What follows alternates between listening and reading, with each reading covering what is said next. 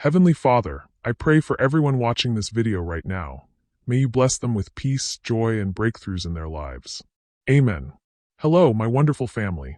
I am so glad and grateful to have you here with me today. Your support means the world, and I truly don't take it for granted. Before we dive into today's powerful story, please don't forget to give this video a thumbs up, drop a comment below to share your thoughts, and of course, hit that subscribe button and turn on the notification bell so you never miss an update from this channel. Please don't tell Daddy what I said. He'll never believe you anyway. David Holloway's blood turned to ice as those words drifted through the crack of his daughter's bedroom door. He'd returned from his business trip 3 hours early, wanting to surprise 10-year-old Emma and his fiancée Claire with dinner reservations at Emma's favorite restaurant. The house had been eerily quiet when he'd entered through the garage, his footsteps muffled by the thick carpeting as he climbed the stairs to find them.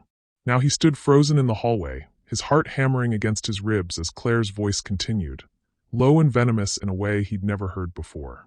"You're just a pathetic little girl who lost her mommy because she wasn't good enough to keep her alive. Do you really think your daddy would choose you over me?" David's hand tightened on the doorframe. Emma's mother, Sarah, had died in a car accident 2 years ago. Emma had been in therapy for months, finally starting to heal from the trauma and guilt she'd carried, guilt that had nearly destroyed his precious little girl. "I know you don't like me," Emma's small voice whispered, and David could hear the tears. "But I never said anything mean about you to Daddy. I promise." "Oh, sweetheart," Claire's voice shifted to sickly sweet manipulation. "I don't dislike you. I pity you. You see, your daddy and I are planning a beautiful life together, and there's just not much room in it for damaged little girls who remind him of his dead wife every single day." The words hit David like physical blows. For 18 months, Claire had been nothing but loving toward Emma. Patient, understanding, everything he'd thought he needed for his daughter after losing Sarah. They were supposed to be married in 6 weeks. He'd trusted this woman with the most precious thing in his world. "But why are you telling me this?" Emma asked, her voice barely audible. "Because I need you to understand something very important," Claire said, and David could picture her kneeling down to Emma's level, the way she'd done so many times before when he was watching. "Your daddy loves me now. More than he ever loved your mommy, and certainly more than he loves you. I'm going to be his wife, and you're going to be, well, an inconvenience." David's vision blurred with rage, but he forced himself to stay silent, to hear everything. "So here's what's going to happen," Claire continued. "You're going to stop trying so hard to get his attention. No more of your little art projects on the refrigerator, no more crawling into our bed when you have nightmares, and definitely no more of your pathetic attempts to cook breakfast for him on weekends. You're going to make yourself small and quiet, and maybe, I'll convince him to keep you around instead of sending you to live with your grandmother permanently." "But Daddy said I'm his sunshine," Emma whispered, and the broken hope in her voice nearly brought David to his knees. "He said he could never live without me." Claire's laugh was like broken glass. "Oh, honey, he says a lot of things he doesn't mean. Trust me, I know how to make him happy in ways a little girl never could. And happiness makes people forget about their obligations." The silence that followed was deafening. David could hear Emma crying now, soft, heartbroken sobs that tore through him like shrapnel. This was the woman he'd planned to marry.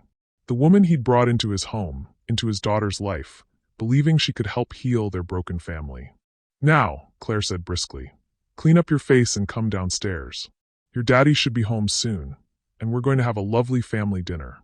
And you're going to smile and be grateful for everything I do for you, aren't you?" "Yes," Emma whispered. "Good girl. Oh, and Emma, if you ever tell your daddy about our little chats, I'll make sure he believes you're just acting out because you can't handle having a new mommy. I'll tell him you need more intensive therapy, maybe even residential treatment. You wouldn't want to worry him like that, would you?" David had heard enough. Every protective instinct he possessed was screaming at him to burst through that door, but something deeper, something calculating and furious, held him back. He needed Emma to know she was safe first. He needed Claire to understand exactly what kind of man she'd been playing with. As Claire's footsteps approached the door, David silently moved down the hallway to the stairs, his mind racing. In less than 60 seconds, everything he'd believed about his future had crumbled. The woman he'd planned to marry, the woman he'd trusted with his daughter's fragile heart, was a monster. And she had no idea that she'd just declared war on someone who had built an empire from nothing and would burn the world down to protect his child. The sound of Claire's heels clicking down the stairs echoed through the house, followed by her voice calling out cheerfully, "David? Honey, is that you? You're home early." David closed his eyes and took one steadying breath. When he opened them again, the loving, trusting man Claire had manipulated was gone. In his place stood someone far more dangerous. A father who had just discovered that the woman he loved had been systematically destroying his daughter's soul. "Coming, sweetheart," he called back, his voice perfectly normal as he descended the stairs. "I thought I'd surprise my two favorite girls." But the surprise, he thought as he saw Claire's radiant smile and open arms waiting for him, was going to be all hers. Welcome, friends, to a story that will remind you that sometimes the people we trust most are hiding the darkest secrets. Sometimes the most dangerous predators were the faces of those we love. And sometimes a father's love is the only thing standing between a child and the monsters who would destroy her spirit. This is the story of David Holloway, a man who thought he was building a new family, only to discover he was harboring a threat to the most precious thing in his world. What happens next will test everything he believes about justice, revenge, and the lengths a father will go to protect his child. Claire Matthews rushed into David's arms with the same enthusiasm she'd shown every day for the past 18 months. But now her touch felt like ice against his skin. She pressed her lips to his in what should have been a welcoming kiss. But all David could taste was the poison that had just spilled from those same lips onto his daughter's wounded heart. "I missed you so much," Claire whispered against his ear, her fingers already working to loosen his tie. "Emma's been asking about you all day. She made you a drawing, but I told her to save it for after dinner. You know how she gets when she's overstimulated." The casual lie hit him like a slap. Emma had never been overstimulated by showing him her artwork. If anything, those precious drawings had been their way of connecting after Sarah's death, when words had failed them both and colors had become their shared language of healing. David forced himself to smile, to play the role of the loving fiancé for just a little longer. "That's thoughtful of you. Where is she now?" "Upstairs, cleaning up. I thought we could have some alone time before dinner." Claire's hand trailed down his chest with practiced seduction. "I have news about the wedding venue. The Chateau Marmont finally had a cancellation for our date. 6 weeks from now, he was supposed to marry this woman. 6 weeks from now, she would have legally become Emma's stepmother, with rights and access that would have made tonight's psychological torture just the beginning." The thought made his stomach turn. "That's wonderful," David managed, his mind racing as he remembered the excited phone calls they'd shared just last week about their honeymoon plans, about how they'd take Emma to Disneyland afterward as a family. How many of those conversations had Claire endured while secretly plotting his daughter's misery? As Claire continued chattering about flower arrangements and catering options, David's memory shifted to the first time he'd met her. It had been at a charity gala 14 months after Sarah's death, an event he'd only attended because Emma's therapist had encouraged him to start engaging with the world again. Claire had been radiant in a midnight blue dress, bidding enthusiastically on a silent auction item for children's art therapy programs. "I lost my mother when I was young too," she'd told him when they'd struck up a conversation by the auction table. "Art saved my life. Programs like this give kids a voice when they can't find words for their pain." He'd been captivated by her passion, her understanding. When he'd mentioned Emma's struggles, Claire had listened with such genuine empathy that he'd felt something stir in his chest that he'd thought had died with Sarah. By the end of the evening, he'd asked for her number, thinking perhaps this woman could help him figure out how to be both mother and father to his broken little girl. Their first few dates had been careful, tentative affairs. David had been upfront about his priorities. Emma came first, always. Any woman in his life would need to understand that his daughter was still healing, still fragile, and would need enormous patience and love. Claire had seemed perfect. She'd waited 3 months before even meeting Emma, and when she finally did, it had been magical. She'd brought art supplies and had spent the afternoon helping Emma paint a garden scene, praising every brushstroke, every color choice. Emma had giggled more that day than she had in months. "She's wonderful," Emma had whispered to him at bedtime that night. "She reminds me of Mommy, but different. Like maybe Mommy sent her to take care of us." The memory of his daughter's innocent hope now felt like a knife twisting in his chest. How long had Claire been planning this? How many of those tender moments had been calculated manipulation? "David," Claire's voice cut through his thoughts. "You seem distracted. Was the trip stressful?" Before he could answer, Emma appeared at the top of the stairs. Even from a distance, David could see her red-rimmed eyes, the way she held herself small and careful as she descended. When she reached the bottom, she went directly to Claire instead of running to him, as she usually did. "I'm ready for dinner," Emma said quietly, her gaze fixed on the floor. The change in his daughter's behavior was subtle but unmistakable. This wasn't the first time Claire had had little chats with Emma. David realized with growing horror that he'd been witnessing the gradual breakdown of his daughter's spirit for weeks, maybe months, and had attributed it to normal adjustment difficulties. "Come here, sunshine," David said, opening his arms. Emma glanced quickly at Claire, and David caught the almost imperceptible shake of Claire's head. His daughter's hesitation lasted only a second before she moved into his embrace, but it was enough. Claire had been training Emma to seek permission for affection with her own father. "I missed you, Daddy," Emma whispered against his chest, and he could feel her small body trembling. "I missed you too, baby girl. More than you know." David held her tighter, making a silent promise that no one would ever make her doubt her place in his heart again. "Why don't we go to Rossetti's?" Claire suggested brightly. "Emma loves their chocolate cake." It was a lie. Emma was lactose intolerant, had been since she was small.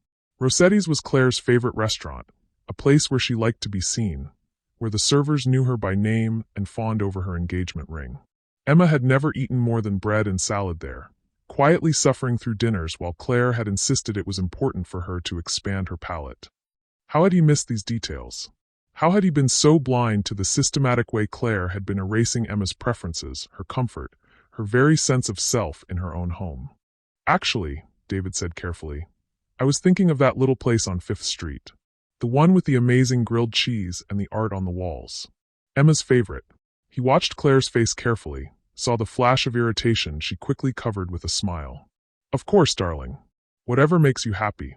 But her hand found Emma's shoulder, squeezing just hard enough to make the little girl wince. A warning.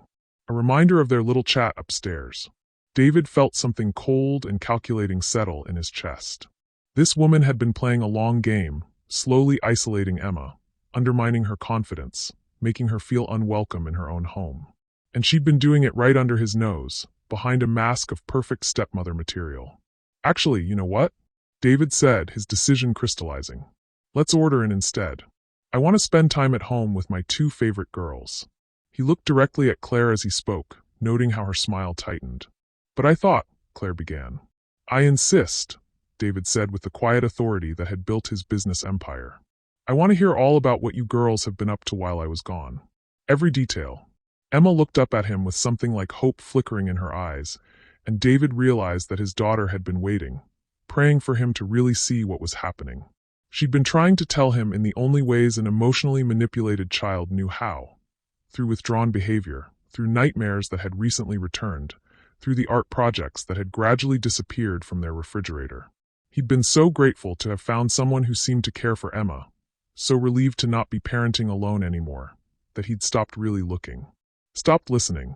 Stopped being the protector his daughter desperately needed.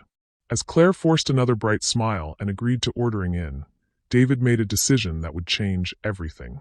He wasn't just going to end this engagement. He was going to make sure Claire Matthews understood exactly what happened to people who hurt his child. The woman sitting across from him thought she was playing chess with an amateur. She had no idea she'd just declared war on someone who played to win, no matter the cost. And the game was about to begin. The pizza arrived 43 minutes later, but those 43 minutes had felt like a lifetime of carefully orchestrated hell. David had positioned himself strategically at the kitchen island, where he could watch both Claire and Emma, claiming he needed to catch up on emails while they waited for dinner. What he'd actually been doing was documenting every dismissive glance Claire shot Emma's way, every time she interrupted his daughter mid-sentence, every subtle way she made Emma feel invisible in her own home. "Daddy, I made you something at school," Emma had ventured tentatively, pulling a folded piece of construction paper from her backpack. "Art projects can wait until after dinner," Claire had interjected smoothly before David could respond. "You know how messy those little hands get." Emma's face had fallen, the paper disappearing back into her bag like a flower closing against frost. It was such a small moment, so easily missed if you weren't looking for it. But David was looking now, really looking, and what he saw made his blood boil.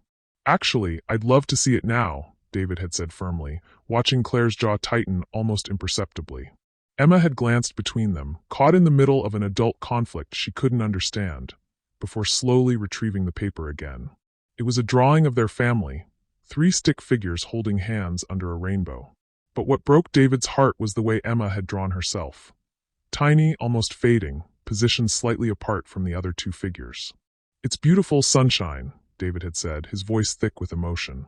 "It's going right here on the refrigerator." "Oh, but we just had the kitchen redone," Claire had protested with a laugh that sounded like breaking glass. Maybe Emma's artwork would look better in her room? So she can enjoy it every day. The suggestion had been delivered with such practiced sweetness that anyone else might have thought it reasonable. But David heard the real message. Your art isn't good enough for the public spaces of this house. You don't matter enough to take up room in our real life. He'd put the drawing on the refrigerator anyway, watching Emma's face light up with surprised joy. Such a simple thing, displaying his daughter's artwork in his own home. And Claire had tried to take even that away from her. Now, as they sat around the dinner table with pizza boxes between them, David was ready to begin phase 1 of what would either be Claire's redemption or her destruction. The choice, he'd decided, would be entirely hers. "So," David said, cutting a slice of pizza into smaller pieces for Emma, "tell me about your week. I want to hear everything." "Well," Claire began, launching into a detailed account of her yoga classes, her lunch with the wedding planner, her shopping trip for new curtains for the master bedroom. Notably absent from her narrative was any mention of Emma, despite the fact that his daughter had been with her every day after school. "And what about you, Sunshine?" David asked Emma directly. "How was school? Any interesting projects?" Emma opened her mouth to answer, but Claire was faster. "Oh, you know how it is with kids. Same old thing every day. Spelling tests, math homework, playground drama. Nothing you'd find interesting." The dismissal was so casual, so complete, that David felt something snap inside his chest. His daughter wasn't just being ignored, she was being erased. Made to feel as though her experiences, her thoughts, her very existence was too trivial to share with her own father. "I'd like to hear it from Emma," David said, his voice carrying a note of steel that made Claire's eyes narrow slightly. I had art class," Emma said hesitantly, glancing at Claire. "Mrs. Patterson said my painting was really good. She said it showed emotional depth." David smiled encouragingly. "That's wonderful. What did you paint?" "I painted Mommy," Emma whispered, and the table went silent. David felt his heart clench. Emma rarely talked about Sarah anymore. Not because she'd forgotten or healed, but because Claire had subtly but consistently discouraged any mention of her mother. He realized now that this was another form of isolation, cutting Emma off from her memories, her grief, her connection to the woman who'd given her life. "Tell me about it," David said softly. "I painted her in the garden, the way she used to look when she was planting flowers. Mrs. Patterson said it was beautiful, but—" Emma's voice trailed off. "But what, baby?" Emma's eyes flickered to Claire again. Claire said maybe it would be better if I painted happy things instead. Like our new family. There it was. The systematic erasure of Sarah from Emma's life, disguised as encouraging the child to move forward. David felt rage so pure and cold it was almost calming. "You have a choice," David continued, his voice calm but implacable. "You can leave tonight, and we'll end our engagement quietly. I'll make sure you're financially secure, and I'll never speak of what I heard to anyone." Claire's breathing was shallow, rapid. "Or," David said, "you can stay, and we can all get the help we need. Real help. Together. But that means admitting what you've been doing to Emma and committing to real change. It means therapy, accountability, and proving every single day that you deserve to be part of our family." It was an impossible choice, really. Admit to psychologically abusing a child and face the consequences, or walk away with dignity and financial security intact. But as David watched Claire's face, he realized that for the first time since she was 10 years old, someone was offering her what her grandmother had refused to give: the chance to heal instead of just survive. The next words out of Claire's mouth would determine everything. Claire's hands trembled as she set down her fork, the small sound echoing through the sudden silence like a gunshot. For 30 seconds that felt like hours, she stared at the pizza on her plate as if it held the answers to questions she'd never learned how to ask. "I want to stay," she whispered finally, so quietly that David almost didn't hear her. Emma's sharp intake of breath was audible. The little girl's eyes darted between the 2 adults, her young mind struggling to process what was happening. All she knew was that her secret had been discovered, and somehow the world hadn't ended. "Claire," David said carefully, Do you understand what staying means? Complete honesty, real change, and accountability for what you've done to Emma. Claire's head snapped up, and David saw something raw and desperate in her eyes. The look of someone who'd been drowning for so long they'd forgotten what breathing felt like. I know I've been difficult with Emma, she said, her voice gaining strength. But you have to understand, David. I've never been around children. I don't know how to do this. My grandmother never taught me how to love someone who reminded me of everything I lost.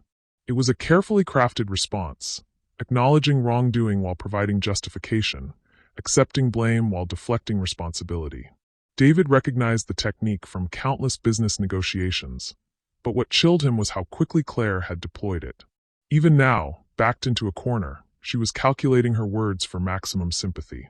Claire, Emma said suddenly, her small voice cutting through the adult tension. I'm sorry if I made you sad about your mommy.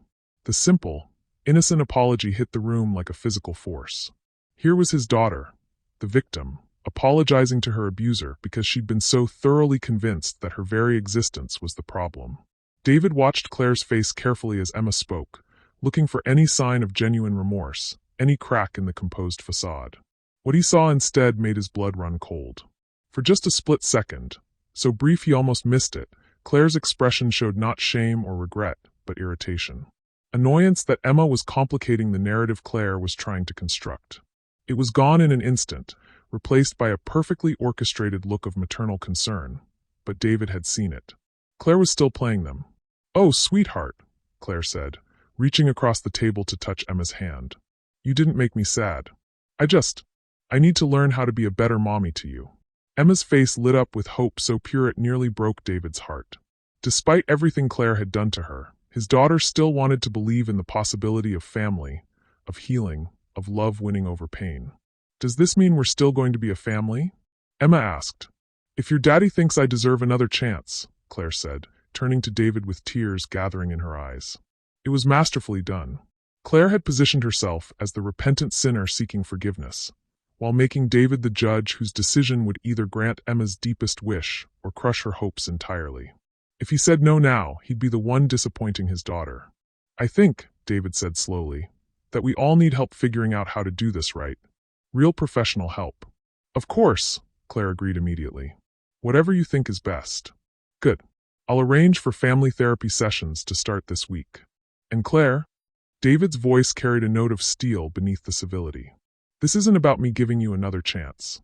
This is about you proving you deserve one. Every single day. Claire nodded earnestly, but David caught the flash of calculation in her eyes again. She was already 3 steps ahead, planning how to manipulate the therapy sessions, how to present herself as the wounded woman working hard to overcome her past.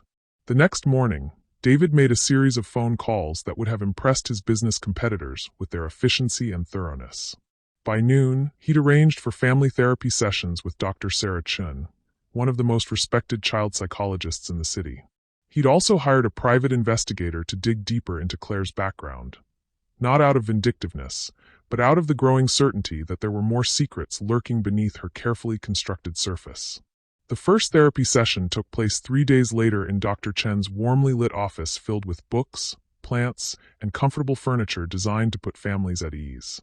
Emma sat close to David on a small sofa, while Claire chose the chair across from them. A subtle but telling choice that Dr. Chen noted immediately. I'd like each of you to tell me why you're here, Dr. Chen began, her voice gentle but professional. Emma, would you like to start? Emma looked uncertainly between David and Claire before speaking. Daddy heard Claire say some things that made him upset. But she's going to try to be nicer now. The careful way Emma phrased it, protecting both adults while minimizing her own pain, spoke volumes about how much emotional labor this 10-year-old had been carrying. And Claire, what's your perspective? Claire's response was textbook perfect. She acknowledged that the adjustment to becoming a stepfamily had been challenging, admitted to some poor communication choices, and expressed genuine desire to do better. She spoke about her own childhood trauma with just the right amount of vulnerability, painting herself as someone who'd made mistakes but was committed to growth. David found himself almost admiring the performance, even as it made him sick. Claire had clearly researched family therapy techniques and was hitting every note a skilled therapist would want to hear. It was Dr. Chen's question to David that cracked Claire's composure, just slightly. David, when you heard these conversations between Claire and Emma, what was your immediate emotional response? Rage, David said simply. Pure, protective rage. Someone was systematically breaking down my daughter's sense of self-worth, and I wanted to destroy them. Claire flinched at the word destroy, and David saw her hands clench in her lap. But then, David continued, I realized that hurt people often hurt people. Claire lost her mother at the same age Emma lost hers. The difference is that Emma has support and love to help her heal, while Claire was told her grief was inconvenient. It was a generous interpretation, and Claire visibly relaxed as David spoke. But Dr. Chun was watching carefully, noting the interplay of emotions across all three faces. Emma, Dr. Chun said gently, can you tell me about a time when you felt sad or scared at home? Emma was quiet for a long moment, clearly wrestling with loyalty and honesty. Sometimes I had bad dreams about Mommy, and I wanted to go sleep with Daddy. But Claire said I was too old for that, and it would make Daddy tired for work. It was such a small thing, so reasonable sounding on the surface. But Dr. Chen recognized it for what it was, the systematic isolation of a grieving child from her primary attachment figure. How did that make you feel? Dr. Chen asked. Like I was being bad by missing Mommy, Emma whispered. Claire's carefully composed expression cracked for just a moment, revealing something that looked almost like satisfaction before she caught herself and arranged her features into appropriate concern. But Dr. Chen had seen it, and more importantly, so had David. The session continued for another 40 minutes, with Dr. Chen skillfully drawing out more examples of the dynamics that had been playing out in their home. By the end, she'd scheduled them for twice-weekly sessions and had given them specific homework assignments designed to rebuild trust and healthy communication. As they walked to their cars afterward, Claire slipped her hand into David's. Thank you, she said softly, for giving us this chance. I know I don't deserve it. You don't, David agreed, his honesty gentle but unflinching. But Emma deserves a chance to heal, and if you're genuinely committed to change, then we'll find a way to make this work. Claire squeezed his hand. I love you, David, and I'm going to learn to love Emma the way she deserves. The words should have warmed his heart. Instead, they sent ice through his veins, because he was beginning to understand that Claire Matthews was incapable of love in any recognizable form. What she called love was possession, control, the arrangement of people and circumstances to serve her emotional needs.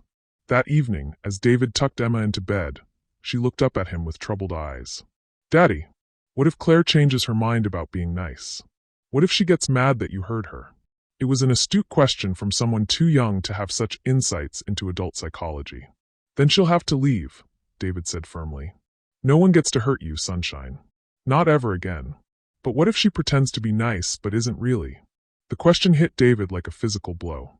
His 10-year-old daughter had articulated his own deepest fear. That Claire was simply learning to hide her toxicity better, not eliminate it. Then we'll figure that out too, David promised. But Emma, I need you to promise me something. If Claire ever says anything that makes you feel bad about yourself, or about Mommy, or about how much I love you, you tell me immediately. Can you do that? Emma nodded solemnly. Even if she says you won't believe me? Especially then. As David kissed his daughter goodnight and turned off her light, he made a silent vow. He would give Claire every opportunity to prove she could change, every resource to help her heal. But the very second, she showed that she was simply a more sophisticated version of the same threat to Emma's well-being, he would end this. What David didn't know was that Claire was 3 steps ahead of him, as always. She'd already researched Dr. Chen's therapeutic approach, had practiced responses to likely questions, and had begun laying groundwork for what she saw as the long game. Because Claire Matthews had learned something in her grandmother's house that David's privileged, loving upbringing had never taught him. That survival sometimes required becoming the thing you most feared. And she was very, very good at surviving. The next 2 weeks passed in what felt like cautious optimism. Claire attended every therapy session with apparent enthusiasm, completed her homework assignments, and seemed to be making genuine efforts to connect with Emma. She apologized for past behavior, asked Emma about her day, and even hung one of Emma's new drawings on the refrigerator without being prompted. David wanted to believe it was working. Emma certainly seemed happier, more relaxed. The nightmares had stopped, and she'd begun talking about the wedding again with tentative excitement. But there were small things that nagged at David's consciousness. The way Claire's hand would tighten on Emma's shoulder when she thought no one was looking. the perfectly timed moments of vulnerability in therapy that seemed almost rehearsed. The subtle ways she redirected conversations away from topics that might reveal too much about her past. It was Emma's art teacher, Mrs. Patterson, who shattered David's carefully maintained hope.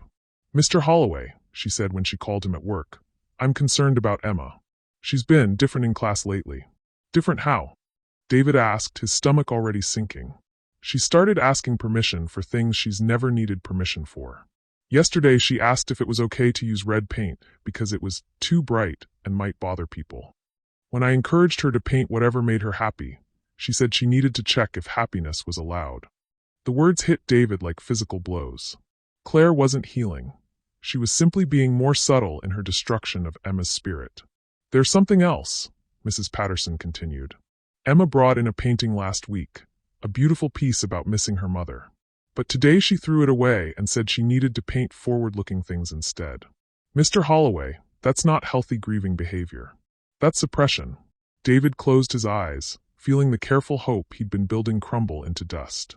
Claire was still doing exactly what she'd always done. She was just being more careful about when and how she did it. The private investigator's report arrived that afternoon, and what David read made everything suddenly, terrifyingly clear. Claire Matthews was not who she claimed to be. The private investigator's report lay spread across David's office desk like pieces of a shattered mirror, each document reflecting a different fragment of a truth so devastating he could barely process it. Claire Matthews didn't exist. The woman he'd planned to marry, the woman he'd brought into his daughter's life, the woman he'd trusted with his family's future, was actually Claire Morrison, a name that appeared in police files across 3 different states. David's hands shook as he read the timeline the investigator had painstakingly constructed. Phoenix, Arizona, 2018. Claire Morrison had become engaged to widowed father Marcus Webb, whose 8-year-old daughter Sophie had been found by school counselors to be showing signs of severe psychological distress.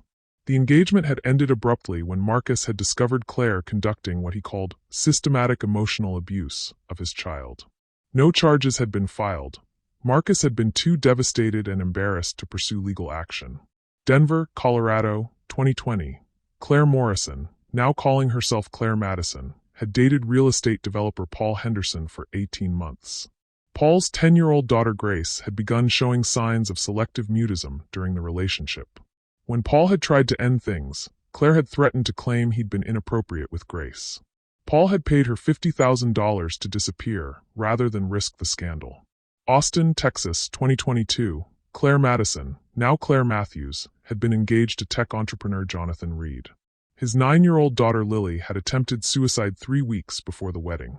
In her note, Lily had written that she was too much trouble for Daddy to love, and that some people are just too broken to deserve families.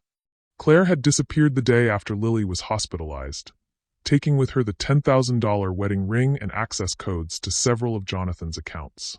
Each time, the pattern was identical.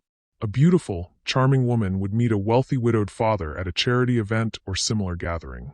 She would present herself as understanding loss, having experienced childhood trauma herself. She would be patient, perfect, everything the grieving father thought his child needed. And then, slowly, systematically, she would begin destroying the child's sense of self-worth while positioning herself as the only thing standing between the father and his difficult daughter. But this time was different. This time, Claire had made a mistake. David turned to the final page of the report and felt his world tilt on its axis. There, in grainy black and white, was a photograph from a hospital security camera in Austin, Texas.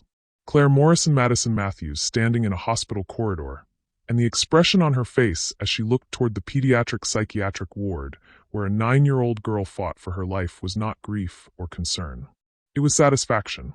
David's phone buzzed with a text from Claire. "Therapy went so well today. Emma actually hugged me afterward. I think we're finally becoming a real family. Can't wait to see you tonight. XOXO.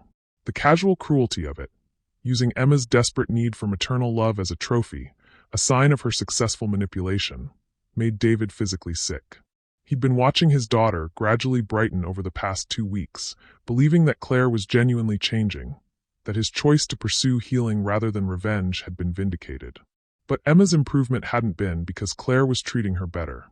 It had been because Claire was more skilled now, more subtle. She'd learned from Dr. Chen exactly what healthy step-family dynamics looked like, and she was performing them perfectly while continuing her psychological assault in spaces no one else could see. David's office door opened, and his assistant Jennifer stepped in with her usual cheerful smile that died the moment she saw his face. "Mr. Holloway? Are you all right? You look—" "Jennifer," David interrupted, his voice hoarse, "I need you to cancel everything for the rest of the day. And I need you to call Dr. Chen's office. Tell them we need an emergency session. Today." "Of course, but—" "And Jennifer? If Claire calls looking for me, don't tell her where I am. Don't tell her anything." Jennifer's expression shifted from concern to alarm. "Should I call someone? Security?" David almost laughed at the irony. He'd spent 18 months bringing a predator into his home, and now he was worried about security. "No, just do what I asked." Alone again, David stared at the photographs and documents that proved his stupidity, his blindness, his catastrophic failure as a father. He'd been so grateful to find someone who seemed to understand loss, so desperate to give Emma a mother figure, that he'd ignored every instinct that might have protected them. The phone rang, and David's blood turned to ice when he saw the caller ID, Emma's school. "Mr. Holloway, this is Principal Martinez. We need you to come in immediately. There's been an incident with Emma." "What kind of incident?" David was already grabbing his keys, his mind racing through worst-case scenarios. "She's physically fine, but—" "Mr. Holloway, she locked herself in the art room storage closet and won't come out. She keeps saying she's taking up too much space, and that she needs to make herself smaller. We can't get her to open the door." David's vision blurred with rage so pure it was almost transcendent. While he'd been sitting in his office discovering the depth of Claire's deception, his daughter had been somewhere having what sounded like a psychological breakdown triggered by whatever new horror Claire had inflicted. "I'm on my way," David said. "Don't let anyone else near that closet. I'll handle this." The drive to Emma's school took 12 minutes that felt like 12 hours. David's mind kept cycling between the images in the investigator's report and the sound of his daughter's voice saying she needed to make herself smaller. 3 other children had been systematically destroyed by the woman he'd invited into their lives. 3 other fathers had failed to protect their daughters from a predator who wore the face of salvation. But David wasn't those other fathers. And Emma wasn't going to become another casualty in Claire's psychological war. He found his daughter exactly where Principal Martinez had described, locked in the art room storage closet, her small voice barely audible through the door. "Emma, it's Daddy. Can you open the door for me, sunshine?" "I can't," came the muffled reply. "I'm too much. Mrs. Patterson said I could paint whatever I wanted, but Claire said happiness is selfish when other people are working so hard to help you. I don't know what I'm supposed to do anymore." David closed his eyes and pressed his forehead against the door. Even here, even in her moment of complete breakdown, Emma was trying to navigate the impossible contradictions Claire had created for her. Be happy, but not too happy. Express yourself, but not in ways that inconvenience others. Exist, but only in whatever space was left over after everyone else's needs had been met. "Emma, listen to me very carefully," David said, his voice steady despite the hurricane of rage in his chest. "There is no such thing as too much, Emma. There never has been, and there never will be. You take up exactly the right amount of space, and anyone who tells you otherwise is wrong." "But Claire said—" "Claire is leaving," David said firmly. "Today. Forever. It's going to be just you and me again, the way it was before. The way it should have stayed." There was a long silence, then the soft sound of the lock turning. The door opened slowly, revealing Emma's tear-stained face and eyes that looked far too old for a 10-year-old girl. "Really?" she whispered. "Really," David promised, pulling her into his arms. "I'm so sorry, baby girl. I should have protected you better. I should have seen what was happening." Emma melted against him, her small body shaking with the force of suppressed sobs. "I tried to be good," she whispered. "I tried to be what she wanted, but it was never enough. She said Mommy would be disappointed in how selfish I was being." David felt something fundamental break inside his chest. Not just his heart, but his faith in his own judgment, his belief in redemption, his hope that love could heal all wounds. Claire hadn't just been hurting Emma. She'd been using Sarah's memory as a weapon, turning his daughter's love for her deceased mother into another source of guilt and shame. "Your mommy loved you more than life itself," David said fiercely. "And she would be so proud of how strong and brave and kind you are. Don't you ever let anyone tell you different."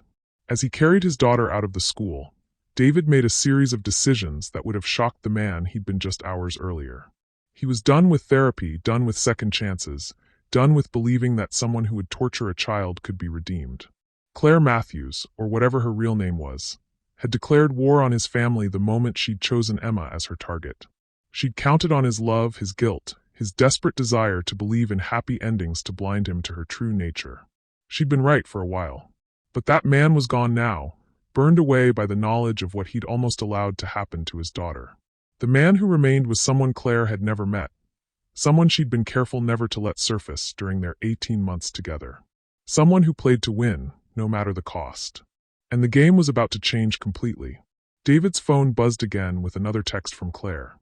Just picked up my dress for the final fitting. 6 more weeks until I become Mrs. Holloway. Emma's going to look so beautiful as my flower girl. See you at home. Red heart. The casual cruelty of it, planning a wedding while systematically destroying the bride's future stepdaughter, was almost artistic in its sociopathy. But what chilled David most was the realization that Claire genuinely believed she was going to get away with it. Again, she'd underestimated him completely, just as she'd underestimated Marcus and Paul and Jonathan. She saw grieving fathers as marks, love as weakness, and children as obstacles to be removed or broken. She had no idea that she'd just awakened something in David that she was utterly unprepared to face. By the time David pulled into his driveway with Emma safely beside him, he'd already set several plans in motion. Phone calls had been made, favors had been called in, and resources had been mobilized that would make Claire's previous escapes look like child's play. But first, he needed to have one final conversation with the woman he'd almost married. One last chance for Claire to show him who she really was when the mask finally came off. Claire was in the kitchen when David and Emma arrived home, humming softly as she arranged flowers in a crystal vase. White roses and baby's breath, the same combination they'd chosen for their wedding bouquet. The domesticity of the scene would have been touching to anyone who didn't know what David now knew. That this woman had spent the day psychologically torturing his daughter while planning a future that would never come to pass. "You're home early," Claire said brightly, turning with a smile that faltered when she saw Emma's red-rimmed eyes and the way the little girl immediately moved to stand behind David. "Is everything okay?" "Emma, go to your room and pack a bag," David said quietly. "We're going to stay at Grandma and Grandpa's house for a few days." Emma nodded and hurried upstairs without a word, her small footsteps echoing in the sudden silence. Claire watched her go with an expression David couldn't quite read, something between confusion and calculation. "David, what's going on? Did something happen at school?" "Sit down, Claire." Something in his tone made her stiffen. "I'd rather stand." David pulled out his phone and showed her the photos from the investigator's report. "Tell me about Sophie Webb." The color drained from Claire's face so quickly David thought she might faint. For a moment, her carefully constructed mask slipped completely, revealing something raw and desperate underneath. "I don't know what you're talking about," she said, but her voice was barely a whisper. "Sophie Webb, Phoenix, Arizona. 8 years old. You were engaged to her father Marcus until he discovered what you were doing to her." David swiped to the next photo. "Grace Henderson, Denver, Colorado. 10 years old. Developed selective mutism during your relationship with her father." Claire's breathing had become shallow, rapid. "David, I can explain." Lily Reed, Austin, Texas. 9 years old. Tried to kill herself 3 weeks before you were supposed to marry her father. David's voice remained deadly calm even as rage burned through his veins. She wrote in her suicide note that she was too broken to deserve a family. Those were her words, Claire. A 9-year-old child who thought death was better than the life you'd convinced her she deserved. Claire staggered backward until she hit the kitchen counter. "Those men, they were lying. They were trying to. I have hospital records, Claire. Police reports. School counseling files. I have everything." David stepped closer, and she flinched. "What I want to know is why. Why children? Why torture kids who'd already lost their mothers?" For a long moment, Claire just stared at him, her chest rising and falling rapidly.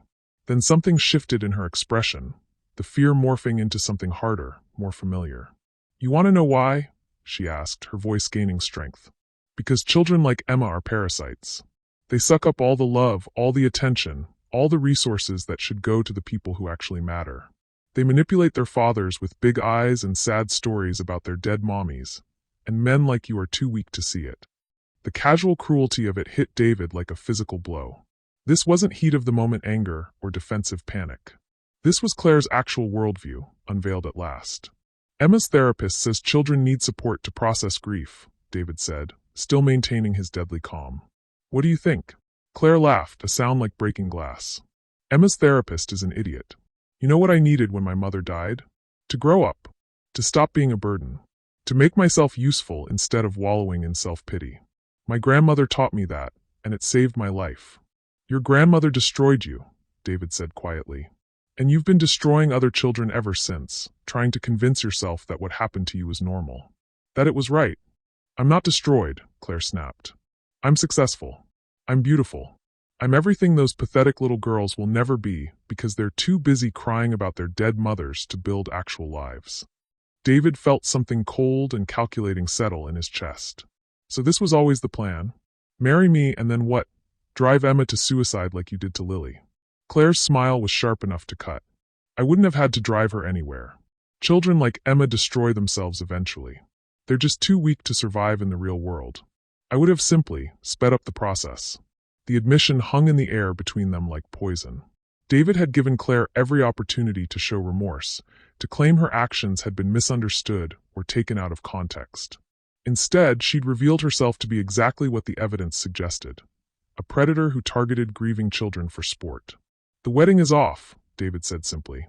No, it's not. Claire's voice turned silky, dangerous. Because if you leave me, David, I'll destroy you.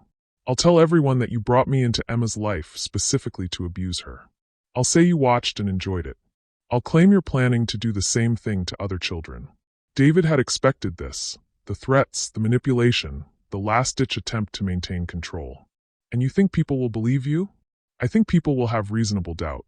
I think your reputation will be ruined, your business will collapse, and Emma will be taken away from you while the investigation proceeds. I think you'll lose everything. Claire stepped closer, her eyes glittering with malice. And even if you're eventually cleared, the suspicion will follow you forever. Emma will grow up knowing that people wonder if her father is a monster. It was expertly crafted psychological warfare, designed to exploit David's deepest fears. The threat wasn't just to him.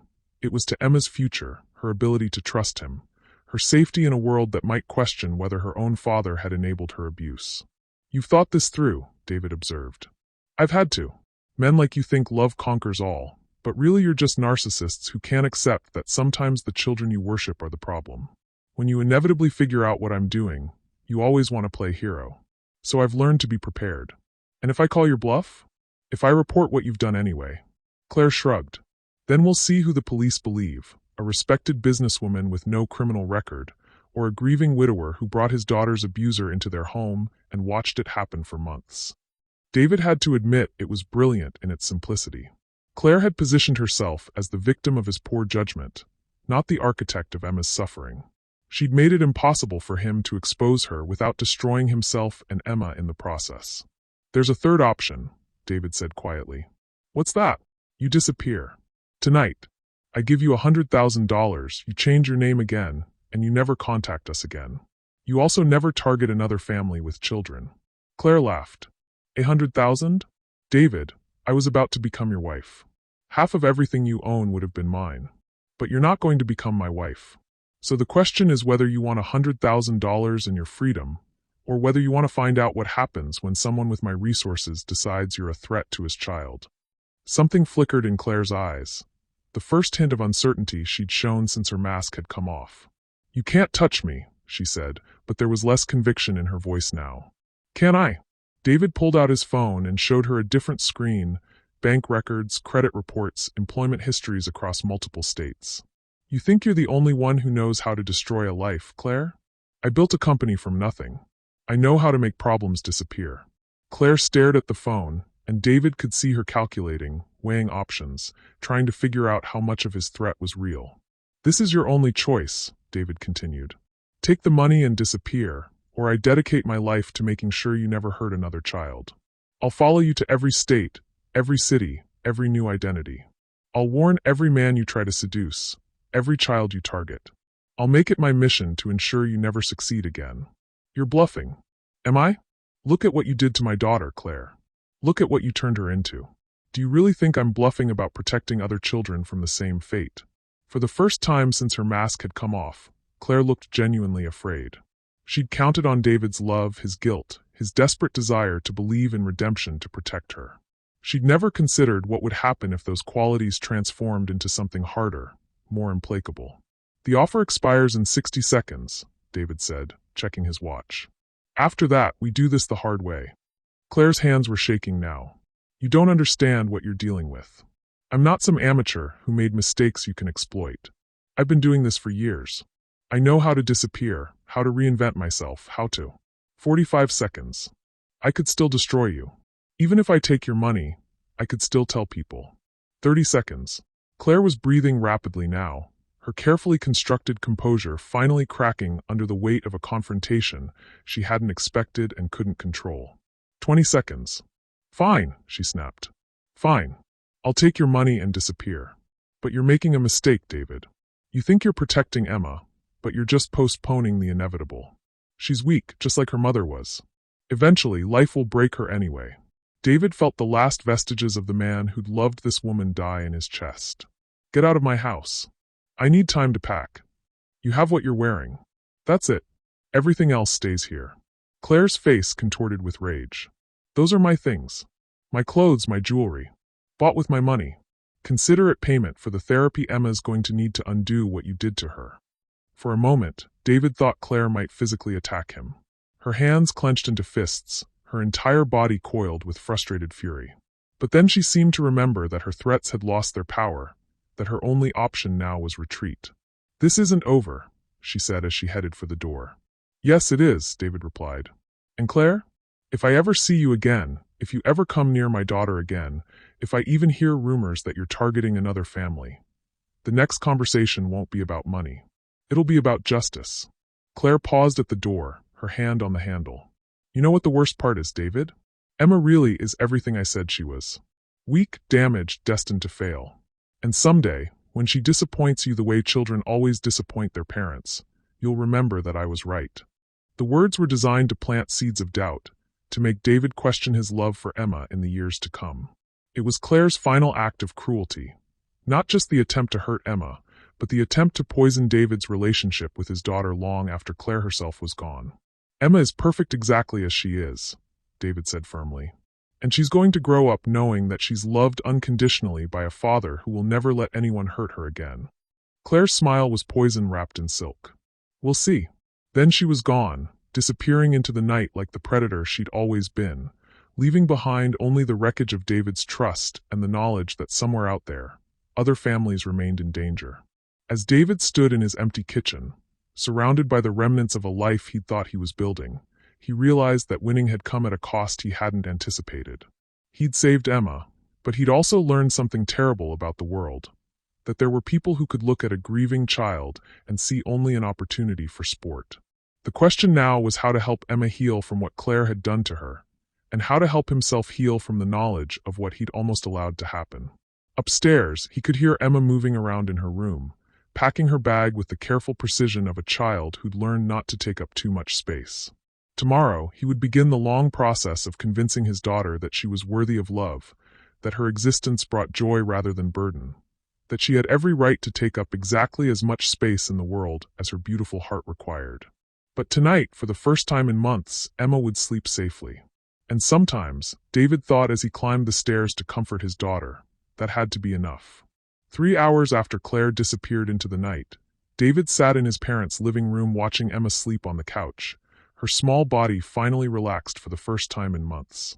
His mother, Patricia, moved quietly around the kitchen, making tea with the kind of purposeful activity that grief required, while his father, Robert, stared out the window into the darkness, as if he could somehow spot threats approaching from the shadows. David's phone had been buzzing steadily since he'd made the calls to transfer the money to Claire and ensure her departure. His lawyer, his business manager, his security team. Everyone wanted to know what was happening, why their carefully planned life had suddenly imploded without warning. But it was the call from Dr. Chun that changed everything. "David, I need to see you immediately," she said, her usually calm voice tight with something that sounded like fear. "There's something about Claire that you need to know. Something I should have seen sooner." "She's gone," David said simply. "She can't hurt Emma anymore. That's not what I'm calling about. David, can you come to my office?" Tonight? And bring the investigator's report. An hour later, David sat across from Dr. Chun in her office. The investigator's files spread between them like evidence at a crime scene. But it was the additional documents Dr. Chun had pulled from her own files that made David's blood run cold. After our session yesterday, something Claire said bothered me, Dr. Chun explained.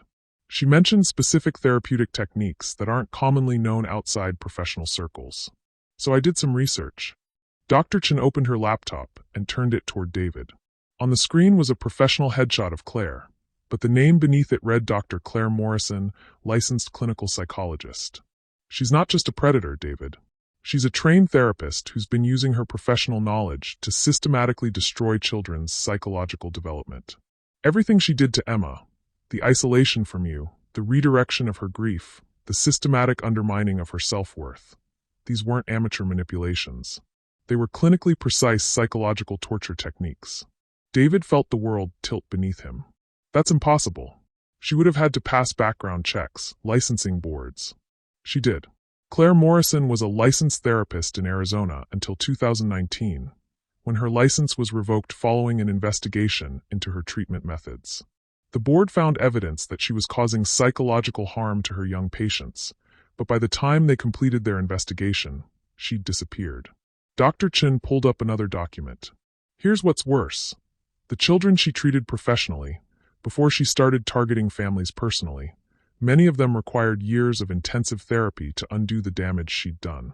We're not talking about someone who stumbled into harmful behavior. We're talking about someone who weaponized her training to hurt children more effectively. David stared at the screen, trying to process the magnitude of what he was learning. The other fathers, Marcus, Paul, Jonathan, do they know? I don't think so. She was careful to present herself as someone with personal experience of loss, not professional training.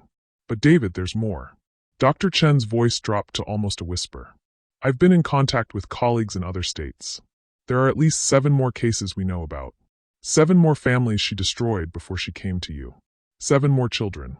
7 more fathers who'd failed to protect their daughters from a predator who used healing as a weapon. Why are you telling me this? David asked, though he already knew the answer. Because she's going to do it again. Professional predators like Claire don't stop, they just get better at hiding. And with her training, her knowledge of how to avoid detection, she's going to be even more dangerous to the next family. David closed his eyes, feeling the weight of an impossible choice settling on his shoulders. He'd paid Claire to disappear, had threatened her into leaving Emma alone. He'd thought he'd solved the problem, protected his daughter, ended the nightmare. But he hadn't ended anything. He'd just passed the threat on to the next family, the next grieving father, the next vulnerable child. What are you asking me to do? Dr. Chin leaned forward. Help me stop her. The authorities need evidence, testimony, a clear pattern of behavior across multiple states. You have resources, connections, credibility that the other fathers didn't have. You could be the one who finally brings her to justice. And destroy Emma's privacy in the process, David said quietly. Turn my daughter into a case study, a witness, a victim whose trauma gets dissected in courtrooms and news reports. Maybe. Probably. Legal proceedings are never easy for children, even when we try to protect them. David thought about Emma, finally sleeping peacefully for the first time in months. She'd been through so much already. Losing her mother, surviving Claire's psychological torture, watching her father's world implode in a single day. The idea of putting her through more trauma, even in service of justice, felt like another kind of betrayal. There's something else, Dr. Chin continued. I've been consulting with colleagues who specialize in cases like this. They believe Claire may have started with her own child. David's head snapped up. She has a child? Had. A daughter named Mia who died in foster care at age 7. Claire had been reported for emotional abuse multiple times, but she was so skilled at manipulation that social services kept returning the child to her care. Mia's final foster placement noted that she'd stopped speaking entirely and had regressed to toddler-like behaviors before her death. The room went silent except for the sound of David's harsh breathing. Claire hadn't just been a predator. She'd been a mother who'd destroyed her own child before moving on to destroy others.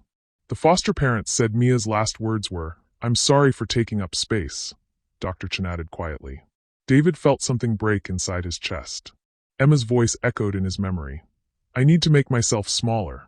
How close had his daughter come to following the same path as Claire's biological child?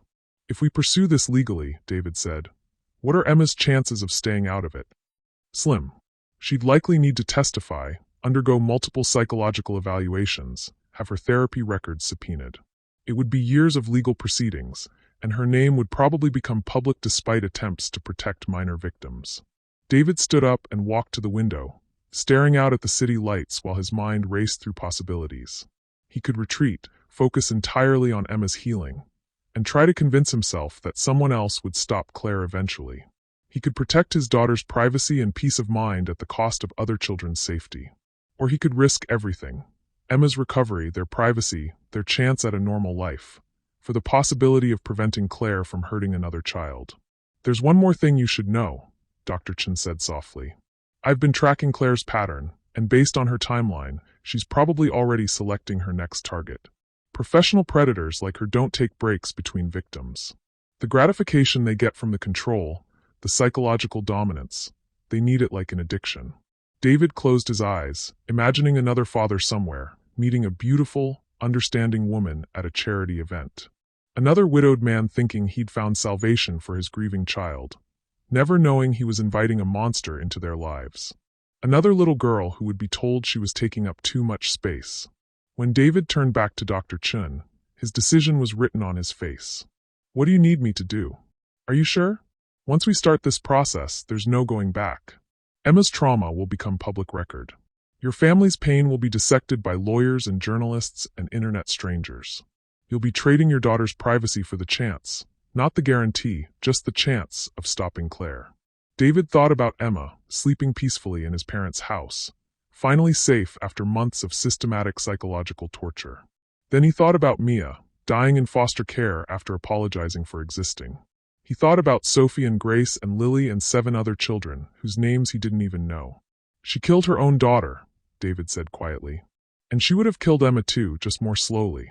If I don't stop her, she'll kill other children. Maybe not physically, but she'll destroy their spirits, their ability to trust, their sense of self-worth. She'll turn them into ghosts of themselves. David. No. David's voice carried the steel that had built his empire. I failed to protect Emma from Claire initially. I won't fail to protect other children from her now. Dr. Chen nodded slowly. Then we'll need to move fast. I'll contact the FBI's Crimes Against Children unit in the morning. But David, you need to prepare Emma for what's coming. She needs to understand that speaking out might help other kids, but it's going to be hard for her too.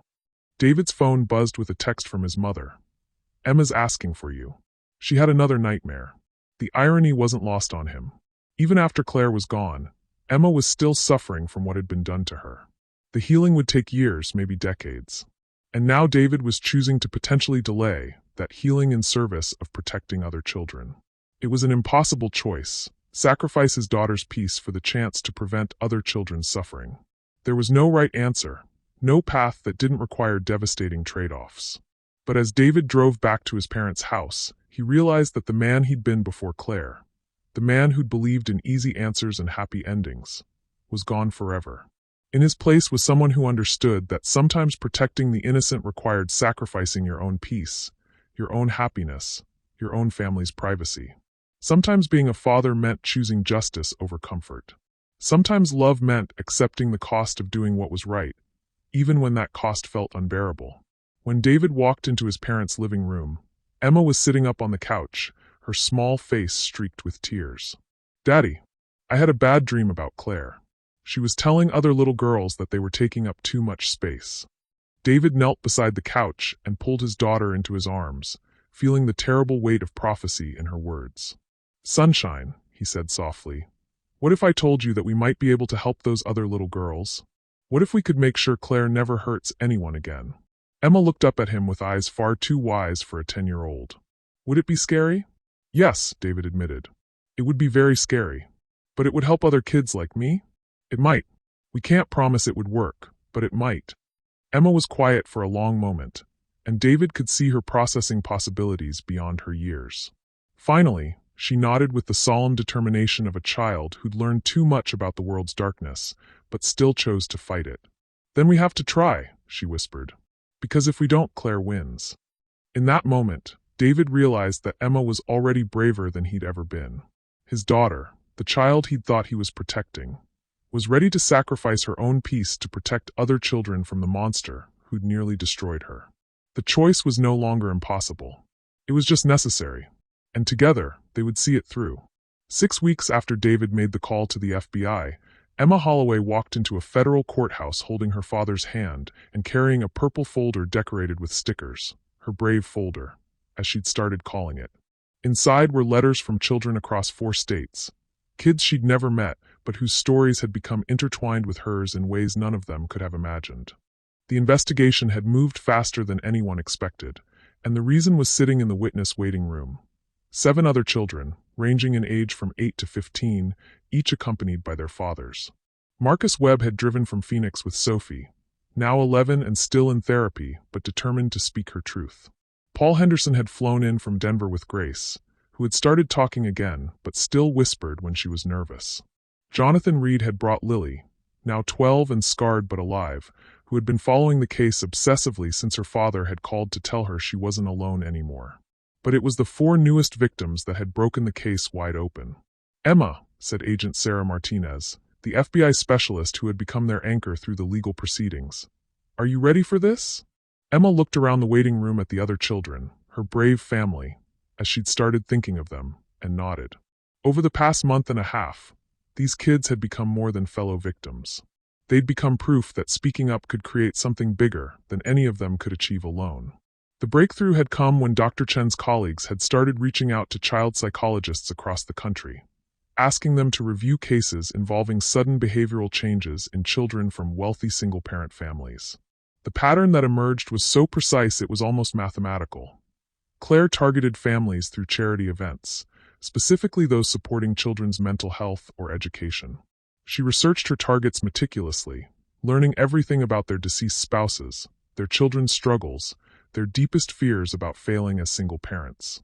But what had shocked even the FBI was the discovery of Claire's true methodology. She hadn't just been winging it, she'd been conducting experiments. Agent Martinez pulled David aside as Emma joined the other children. The forensic psychologists finished their analysis of Claire's personal files. David, she was keeping detailed notes on each child. Psychological profiles, response patterns, detailed records of which manipulation techniques worked fastest on different personality types. David felt sick. She was treating them like lab rats. Worse, she was perfecting a system. Each child taught her how to be more effective with the next one. Emma wasn't just a victim. She was going to be Claire's masterpiece. The culmination of everything she'd learned from destroying the others. The weight of that revelation had been crushing. Emma had been marked not just for psychological destruction, but as the test case for techniques Claire planned to scale up. They'd found evidence in her files of plans to train other people in her methods, to create a network of predators who could target vulnerable families with clinical precision. "There's something else," Agent Martinez continued. "We found Claire." David's head snapped up. For 6 weeks, despite an interstate manhunt, Claire had vanished as completely as she had from her previous lives. Where? Chicago. She was already engaged to another man, Richard Coleman, widowed father of twin 8-year-old girls. We caught her 3 days before their wedding. The familiar pattern should have filled David with relief that they'd stopped her in time. Instead, he felt hollow thinking about how close another family had come to the nightmare his had survived. The Coleman girls? Safe. Confused, but safe. Richard he's not handling it well. Finding out that the woman you love is a professional child predator does things to a man's psyche that don't heal quickly. David understood that devastation intimately. Even now, months later, he still woke up some mornings wondering how he'd been so blind, so catastrophically wrong about someone he'd planned to marry. "Sir?" Emma appeared at his side, her small hand slipping into his. Ms. Martinez said it's time. The federal courtroom was smaller than David had expected, but filled with more people than he'd anticipated. Beyond the legal teams and court personnel, there were representatives from children's advocacy groups, researchers studying family predation patterns, and journalists who had been covering what had become known as the perfect stepmother case. But it was the section reserved for victims' families that took David's breath away. Not just the families they knew about, but others, people who had come forward after the case went public, families who had encountered someone matching Claire's description, but had never reported it, parents who had lost custody battles to women they now suspected might have been part of a larger network. Emma took her place at the witness table with the calm determination of someone 3 times her age. Over the past weeks, she'd been working with trauma specialists to prepare for this moment, learning how to tell her story in ways that honored her experience without re-traumatizing herself. "Emma," said Prosecutor Janet Walsh, "can you tell us about the first time you felt afraid of Claire?" Emma's answer surprised everyone in the courtroom, including David. "I was never afraid of Claire," Emma said clearly. "I was afraid of disappointing Daddy. Claire made me think that loving my mommy meant I was hurting Daddy, and that missing her meant I was being selfish. I was afraid that if I couldn't stop being sad, Daddy would stop loving me." It was a distinction David had never fully grasped until that moment. Claire hadn't terrorized Emma into submission. She'd convinced her that her own natural grief was a form of selfishness that would drive away everyone she loved. "Can you explain what you mean?" Walsh asked gently. "Claire told me that Daddy was happier when I didn't talk about Mommy. She said the reason he worked so much was because I reminded him of sad things, and that if I could learn to be happier, he wouldn't need to stay away so much." David felt tears streaming down his face as he realized the full scope of Claire's manipulation. She hadn't just isolated Emma from him. She'd convinced Emma that she was protecting him by accepting the isolation. "Did you believe her?" "Yes," Emma whispered. "Because I wanted Daddy to be happy. And because," Emma's voice grew stronger, "because grown-ups are supposed to know about feelings. Claire knew lots of words for feelings that I didn't know. She seemed like she understood things better than me." It was then that Prosecutor Walsh revealed the piece of evidence that would transform the case from criminal prosecution to something approaching a public awakening.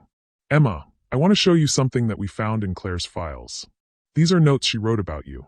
The document appeared on screens throughout the courtroom, and David felt the collective intake of breath as people read Claire's clinical observations. Subject E shows exceptional resilience and strong paternal attachment. Standard isolation techniques insufficient. Recommend leveraging deceased mother's memory as guilt mechanism. Subject's artistic expression should be systematically discouraged to prevent emotional outlet. Father's protective instincts require careful management. Subject must be convinced to self-isolate to avoid triggering parental intervention. The notes went on for pages, detailing Emma's psychological profile with the cold precision of a medical textbook. But it was the final entry that brought audible gasps from the gallery. Subject E represents optimal test case for scaled methodology. Strong family unit provides maximum resistance, allowing for refinement of techniques before broader implementation. Success with this subject will confirm readiness for Phase 2 operational expansion. Phase 2. Claire hadn't just been a lone predator. She'd been building a blueprint for industrial-scale psychological child abuse. Emma looked up from the screen, her young face processing the revelation that her suffering had been designed as a prototype for hurting other children. She was going to teach other people to do this? Emma asked. "That's what we believe," Walsh said gently. Emma was quiet for a long moment, and David could see her processing this information in the way children do. Not with adult concepts of justice or revenge, but with the pure moral clarity that only children possess. "Then I'm glad I'm brave enough to stop her," Emma said simply. Those words, spoken by a 10-year-old girl who had chosen to sacrifice her own privacy to protect children she'd never met, broke something open in the courtroom. David heard muffled sobs from the gallery, saw hardened FBI agents wiping their eyes, watched as journalists stopped taking notes to simply listen to his daughter's truth. But it was what happened next that none of them had expected. Sophie Webb, the first known victim, stood up in the gallery. "I want to say something too." Without waiting for permission, Sophie walked to the front of the courtroom. "Emma's right. If we're brave together, maybe other kids won't have to be scared the way we were scared." Grace Henderson joined her, then Lily Reed, then the newer victims David hadn't met yet. One by one, these children, ranging from 8 to 15, representing years of Claire's systematic destruction, formed a line at the front of the courtroom.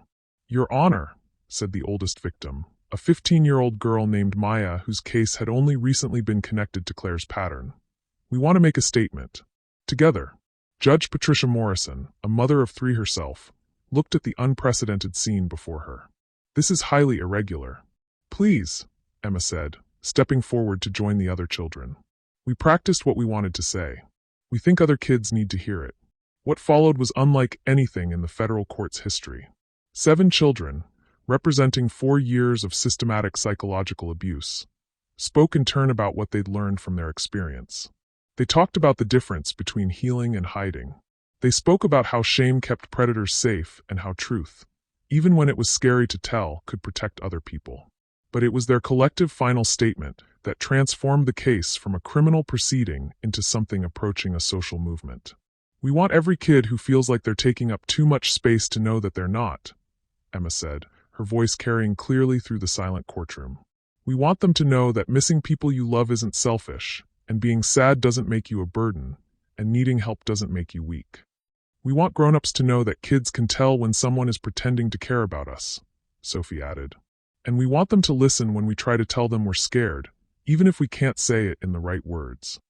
We want people to know that healing is different from hiding," said Grace, her voice stronger than it had been in years. "And that protecting kids means believing kids, even when what we say is hard to hear."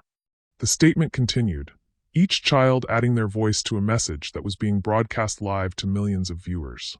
What had started as a criminal trial had become something larger, a platform for children's voices that had been silenced, a collective demand for adult accountability, a blueprint for prevention that went far beyond stopping one predator. When they finished, the courtroom erupted in applause that lasted for several minutes. But more than that, David could see phones throughout the gallery lighting up with messages, calls, social media activity. The children's statement was already spreading beyond the courtroom, reaching families across the country who needed to hear exactly what these brave kids had chosen to say. Judge Morrison called for a recess, but as the courtroom emptied, David noticed that many of the spectators weren't leaving. They were approaching the families, sharing their own stories, asking how they could help, forming impromptu support networks that transcended the formal legal proceedings. Dr. Chen appeared at David's side as he watched Emma talking animatedly with the other children. No longer a victim, but a leader among survivors. "You know what you've done here, don't you?" she asked softly. "Stopped a predator? More than that. You've created a model for how children can be empowered to protect each other. This case is going to change how we investigate family predation, how we support victims, how we prevent this kind of systematic abuse." David looked around the courtroom, seeing not just the legal victory they'd achieved, but the community they'd accidentally created. Families who had been isolated in their trauma were now connected in their healing. Children who had been convinced they were uniquely damaged were discovering they were part of a larger story of survival. "Emma did this," David said, watching his daughter demonstrate to a younger victim how to fold a paper crane, a skill she'd learned in art therapy. "I just finally learned to listen to her." The trial continued for 3 more days, but the outcome was never in doubt. Claire Morrison, aka Claire Matthews, Madison, Williams, and at least 6 other identities, was sentenced to 45 years in federal prison on charges ranging from child psychological abuse to wire fraud to conspiracy to commit crimes against children. But more than that, her case had exposed a network of similar predators operating across the country, leading to 17 additional arrests and the creation of a federal task force dedicated to investigating systematic family predation. The Coleman twins, who had been spared Claire's abuse by mere days, became the beneficiaries of a prevention network that now existed because other children had chosen to speak up. Dozens of other families had reported suspicious behavior in their communities, armed with the knowledge of what to look for that Emma and the other victims had made possible. As David and Emma walked out of the courthouse for the final time, surrounded by their brave family and the community of support that had grown around them, David realized that his original choice, whether to pursue justice or protect Emma's privacy, had been based on a false premise. He'd thought he was choosing between Emma's healing and other children's safety. Instead, he'd discovered that Emma's healing had required her to help other children find their own voices. That justice and protection weren't competing values, but complementary forces that strengthened each other. The little girl walking beside him wasn't the broken child Claire had tried to create. She was a warrior who had transformed her pain into purpose, her trauma into truth, her voice into a shield for other children who needed protecting. And for the first time since Sarah's death, David felt genuinely hopeful about the future they were building together. Not just as father and daughter, but as people who had learned that sometimes the most important battles are fought not for victory, but for the protection of those who can't yet protect themselves. The victory was complete.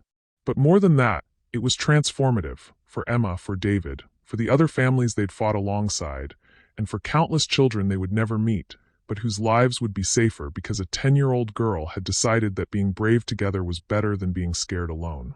2 years later, Emma Holloway stood at the podium in the Hotel Meridian's Grand Ballroom, looking out at an audience of 300 child advocates, therapists, law enforcement officials, and families who had gathered for the second annual Children's Voice Conference. At 12 years old, she was the youngest keynote speaker in the event's history, but her presence commanded the room with a confidence that would have been unimaginable during her darkest days with Claire. 2 years ago, Emma began, her voice clear and strong, I believed that taking up space was selfish. I thought loving my mom meant hurting my dad. I thought needing help made me a burden. She paused, finding David's face in the front row, his eyes bright with pride and love. Tonight, I want to tell you what I know now. David felt his heart swell as he watched his daughter. No longer the broken little girl who had hidden in storage closets, but a young advocate who had helped create a national movement for child protection. The transformation hadn't happened overnight. There had been months of therapy, setbacks, nightmares that slowly faded, and moments of profound breakthrough that had surprised them both. But watching Emma now, speaking with the authority of someone who had not just survived trauma, but had transformed it into purpose, David knew they had made the right choice in fighting back. I know that healing isn't the same as hiding, Emma continued, echoing words she'd first spoken in that federal courtroom. I know that being sad about people you love doesn't make you weak, it makes you human. And I know that when kids find the courage to tell their truth, amazing things can happen. In the 2 years since Claire's conviction, those amazing things had multiplied beyond anything David could have imagined. The Children's Voice Foundation, which had grown out of the support network formed during the trial, now operated in 47 states. They developed protocols for identifying family predators, created support networks for victims, and trained thousands of professionals to recognize the signs of systematic psychological abuse. More importantly, they'd prevented it. In the past year alone, the foundation had helped stop 18 suspected predators before they could complete their manipulations, saving dozens of children from the kind of systematic destruction Claire had specialized in. The best part, Emma said, is that none of us had to be brave alone. When kids support kids, when families help families, when grown-ups actually listen to what we're trying to tell them, that's when real change happens. As Emma concluded her speech to thunderous applause, David's mind drifted to the journey that had brought them here. The months of family therapy that had rebuilt their trust and communication. The gradual return of Emma's laughter, her art, her willingness to take up space in their home and in the world. The way she'd blossomed from a terrified child into a confident young person who knew her own worth. But perhaps most surprisingly, it had also been a journey of unexpected love. David's gaze shifted to Dr. Amanda Rivera, the trauma specialist who had joined their therapeutic team 6 months after the trial. Amanda, who had lost her own mother at Emma's age and had dedicated her career to helping children heal from family trauma. Amanda, who had seen Emma at her most vulnerable and had helped guide her towards strength. Amanda, who had somehow gradually become part of their family in ways that felt organic and right. The contrast with Claire couldn't have been more stark. Where Claire had seen Emma as an obstacle to remove, Amanda saw her as a person to cherish. Where Claire had tried to erase Sarah's memory, Amanda had helped Emma celebrate it, encouraging her to paint her mother, talk about her, keep her love alive in healthy ways. Where Claire had manipulated and deceived, Amanda was transparent, honest, patient. Most importantly, Amanda had never tried to replace Sarah or compete with Emma for David's attention. Instead, she had simply made space for their existing love while adding her own unique presence to their family constellation. "Daddy," Emma said, appearing at his side as the reception began. "Amanda said she has something important to tell us later. Do you think she's going to officially ask to be part of our family?" David smiled at his daughter's directness. Over the past year, Emma had been none too subtle about her hopes that Amanda would become a permanent part of their lives. Unlike her careful tiptoeing around Claire, Emma had embraced Amanda with the open enthusiasm of a child who felt completely safe to express her wants and needs. "What would you think about that?" David asked. "I think Mommy would really like her," Emma said simply. "And I think she makes us both happier. Plus, she actually knows how to help kids instead of just pretending to." The wisdom in Emma's observations struck David anew. His daughter had developed an intuitive understanding of authenticity versus manipulation that would serve her well throughout her life. Claire's attack had wounded her, but it had also made her stronger, more discerning, more confident in her own perceptions. "Emma," called Sophie Webb from across the room. Now 13, Sophie had become one of Emma's closest friends despite the distance between Phoenix and their home in Seattle. The Foundation's work had created lasting bonds between the families, turning their shared trauma into shared purpose. David watched as Emma joined the group of young advocates who had gathered around Sophie. These children, once isolated by predators who wanted them to believe they were uniquely damaged, had become each other's greatest supporters. They texted regularly, visited when possible, and had created a network of peer support that supplemented their professional therapy. "She's incredible," Amanda said, appearing beside David as they watched the children laugh together. 2 years ago, she could barely make eye contact. Now she's inspiring hundreds of adults to change how they protect children. "The children saved each other," David replied. "We just learned to get out of their way." It was true. The most profound healing had happened not in therapy offices or courtrooms, but in the connections between kids who understood each other's experience. They'd created their own language for describing psychological manipulation, their own strategies for recognizing and resisting it, their own methods for rebuilding confidence and self-worth. "David," Amanda said, her voice taking on a nervous quality he rarely heard from her. "Could we talk privately for a minute?" Emma caught David's eye from across the room and gave him an encouraging thumbs up, confirming his suspicion that whatever Amanda wanted to discuss had already been thoroughly analyzed by his perceptive daughter. They found a quiet corner of the hotel lobby, away from the reception's bustle. Amanda's usual professional composure seemed slightly shaken, and David realized that for all her expertise in helping others navigate difficult conversations, she was struggling with her own vulnerable moment. "David, these past 2 years working with your family have been the most meaningful of my career," Amanda began. "But somewhere along the way, they became more than professional for me. You and Emma have become. You've become my family, even though we've never officially talked about what that means." David felt his heart rate accelerate. "Amanda, I know this is complicated," she continued quickly. "I know that Emma is your priority, always, and that any relationship you consider has to be right for her too. I know that after Claire, trusting someone new with your family feels impossible. But David, I love you. Both of you. And I want to be part of your lives officially, permanently, if you'll have me." David looked into Amanda's eyes and saw everything Claire had never been. Honesty, vulnerability, genuine love for Emma that wasn't performance or manipulation. Amanda had never tried to compete with Sarah's memory or diminish Emma's grief. She had simply offered additional love, support, and joy without expecting anything to be diminished or replaced. "Amanda," David said softly, "there's something I need you to know." Her face tensed, preparing for rejection. "Emma has been planning your place in our family for months," David continued with a smile. "She's already redesigned her room to include a mom space for you. She's been practicing how to introduce you to her friends as her stepmother. And last week she asked me when I was going to stop being scared and ask you to marry us." Amanda's eyes filled with tears. "She said marry us?" Emma's exact words were that Claire tried to make her disappear, but you make her feel like she takes up exactly the right amount of space. She said she wants to choose her own family this time, and she chooses you. The tears spilled over as Amanda processed Emma's words. "And what do you choose?" David took her hands, marveling at how different this moment felt from every interaction he'd ever had with Claire. There was no manipulation here, no calculated vulnerability, no sense of performance. Just two people who had found love while helping a wounded child heal, and a child who had grown strong enough to help choose her own future. "I choose the woman who taught my daughter that healing is possible," David said. "I choose the person who sees Emma's strength instead of her trauma. I choose the family we've already built together, and I want to make it official." Amanda's answer was interrupted by the sound of running footsteps as Emma burst around the corner, followed by Sophie, Grace, Lily, and several other children from the conference. "Did you ask her yet?" Emma demanded breathlessly. "Ask me what?" Amanda laughed through her tears. Emma rolled her eyes with the exaggerated patience of a 12-year-old dealing with obtuse adults. "To marry us. Daddy's been carrying around a ring for 3 weeks. He thinks I don't know, but it's hidden in the same place he used to hide my birthday presents." David pulled the ring box from his jacket pocket, shaking his head at his daughter's observational skills. "I was working up to it." "Will you marry us, Amanda?" Emma asked solemnly.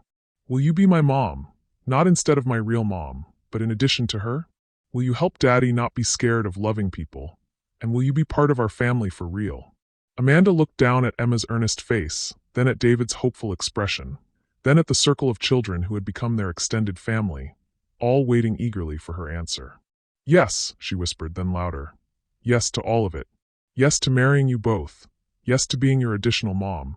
Yes to being part of this incredible family you've built. The children erupted in cheers, and David realized that this moment, surrounded by young people who had transformed their trauma into strength, celebrating love that was honest and healing rather than manipulative and destructive, was everything he had never known to hope for during those dark months with Claire. As Amanda slipped the ring onto her finger and Emma threw her arms around both of them, David understood that their story wasn't just about surviving a predator or seeking justice for other children. It was about the radical act of choosing love after betrayal, trust after deception, openness after being wounded. Emma pulled back from their family hug and looked seriously at both adults. I have one condition for this wedding. What's that, sunshine? David asked. I want to invite all our brave family, Emma said, gesturing to the other children.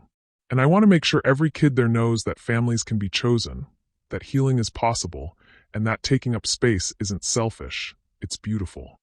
David looked at his daughter, the child who had once hidden in closets believing she was too much trouble to deserve love, now confidently planning a wedding celebration that would honor both chosen family and the power of children's voices. Deal, he said as Amanda nodded through happy tears. 3 months later, Emma Holloway Rivera stood beside her parents as they exchanged vows in a ceremony that was equal parts wedding and celebration of survival. The guest list included not just family and friends, but dozens of children and families who had been touched by their foundation's work. It was a wedding, but it was also a declaration that love could triumph over manipulation, that families could heal from even the deepest wounds, that children's voices could change the world when adults learned to listen. In her maid of honor speech, Emma spoke words that would be quoted in articles and shared across social media for months afterward. My family taught me that the opposite of being hurt isn't being careful, it's being brave enough to love again. They taught me that taking up space isn't selfish when you use that space to help other people. And they taught me that sometimes the best families are the ones you choose after you've learned what real love looks like. As David and Amanda danced their first dance as a married couple, with Emma swaying between them, David caught sight of a familiar painting hanging on the reception hall wall. It was Emma's artwork from the hotel conference, a colorful representation of children holding hands around the world, titled Brave Together. In the corner of the painting, almost hidden among the swirls of color, was a small figure standing apart from the group. It wasn't threatening or dark. It was simply separate, isolated by its own choices. Emma had painted Claire not as a monster, but as what she truly was. Someone who had chosen to remain disconnected from the love and healing that was available to everyone. It was, David realized, the most compassionate and mature response to trauma he could have imagined. Emma had learned not just to survive Claire's attack, but to understand it, to place it in context, and to choose a different path forward. As the evening wound down and their guests gradually departed, promising to stay in touch and continue their shared work of protecting children, David found himself standing with his new wife and daughter on the hotel balcony, looking out at the city lights. "What are you thinking about, Daddy?" Emma asked. David considered the question. 2.5 years ago, he had discovered that the woman he planned to marry was systematically destroying his daughter's spirit. Tonight, he had married a woman who had helped rebuild that spirit and had committed to protecting it for the rest of their lives. "I'm thinking about how proud your mom would be of the person you've become," David said finally. "And how grateful I am that you taught me what real courage looks like." Emma leaned against the balcony railing, looking up at the stars. "Do you think other kids who are scared right now will read about our story and know they can be brave too?" "I think," Amanda said, joining the conversation with the insight that had made her such an effective healer, "that your story is going to help families protect each other for years to come. Every time a parent listens more carefully to their child, every time someone recognizes manipulation and speaks up, every time a kid finds the courage to ask for help, a little bit of that will be because you chose to be brave when it was scary." Emma nodded, satisfied with that legacy. Then, with the matter-of-fact tone she used for announcing the most important truths, she said, "I'm hungry. Do you think room service has chocolate cake?" David and Amanda burst into laughter, not just at Emma's perfect 12-year-old priorities, but at the wonderful normalcy of worrying about dessert instead of psychological predators. It was such a simple thing, a child thinking about cake, but it represented everything they had fought to reclaim. The right to innocence, to joy, to taking up space in the world without apologizing for existing. "I think," David said, "we can definitely arrange some chocolate cake." As they headed inside to call room service, Emma stopped and looked back at the city lights one more time. "Thank you," she said quietly, "for teaching me that I'm worth fighting for." David knelt down to Emma's level, seeing not the frightened child who had once locked herself in storage closets, but the confident young person who would spend her life making sure other children knew they were worth fighting for too. "Thank you," he replied, "for teaching me what unconditional love really means." And with that, the Holloway family went inside to order chocolate cake and plan their next adventure together, secure in the knowledge that they had not just survived the darkness, but had transformed it into light that would guide other families for generations to come. The little girl who had once believed she was taking up too much space had learned to fill the world with love, courage, and the absolute certainty that every child deserves to know they are perfectly, wonderfully, exactly enough. What did this story teach you about the true meaning of a father's protection and the incredible power of a child's courage? Sometimes the greatest victories come not from avoiding pain, but from transforming it into purpose. Sometimes the most important battles are fought not for our own healing, but for the safety of those who come after us. Emma and David's journey reminds us that real love empowers rather than controls, that healing happens in community rather than isolation, and that children often possess wisdom that adults desperately need to hear. Their story proves that even the darkest betrayals can be transformed into light when we choose courage over comfort, truth over silence, and love over fear.